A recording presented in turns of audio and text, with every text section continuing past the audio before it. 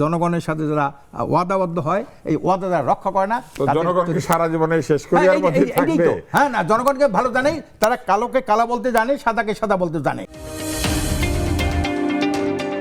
কোথায় আসলে কথার বরখেলাপ হয়েছে, কি কারণে আপনি এত রুষ্ট হয়েছে? না, কেউই মানে তার ক্ষমতায় যাওয়ার আগে যে তার বক্তব্য ছিল, ক্ষমতায় যাওয়ার পরে ওই বক্তব্য সে রাখে নাই, কেউ না। কিন্তু আপনারা তো ক্ষমতায় যান নাই, গেলে যদি আপনাদেরটা বদলে যায়। না, যা গেলে আমার জনগণ আমার নামাই দেবে। দেশের জনগণকে আমি স্যালুট জানাই, এই জন্য জানাই যারা কথা সুন্দর সুন্দর কথা বলে জনগণকে ধোঁকা দিয়ে জনগণের সাথে প্রতারণা করে ক্ষমতায় গেছিল, তারা যখন জনগণ প্রত্যাশা পূরণ করতে ব্যর্থ হয়েছে, জনগণ কিন্তু তাদের নামাই দিছে।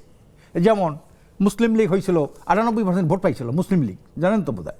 সেই মুসলিম লীগকে 7 বছর ব্যবধানে নামাই দিল, 14 হাত মাটি নিয়ে সেটা পাই দিল। আইলো যুক্তফ্রন্ট, তারা জনগণকে অনেক কিছু প্রত্যাশা দিয়েছিল, 7 বছরের ব্যবধানে দিল যুক্তফ্রন্টকে নামাইয়া। আইলো আওয়ামী লীগ এককভাবে সরকার গঠন করলো, 3 বছর 3.5 বছরের মধ্যে দিল সেই আওয়ামী লীগকে শেষ করিয়া। আইলো বিএনপি, দিল সেখানে বিনাশ করিয়া। আইলো জাতীয় পার্টি, দিল তারা শেষ করিয়া। এরপরে আইলো আওয়ামী লীগ, দিল তারা শেষ করিয়া।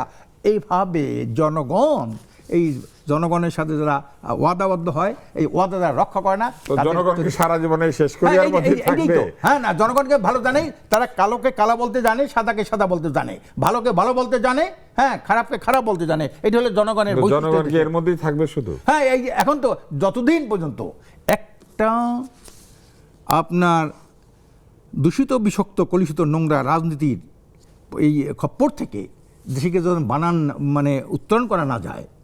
আপনি দেখেন আজকের পাকিস্তানের সাথে যুদ্ধ হয়েছিল কেন? গণতন্ত্র, ভোটাধিকার।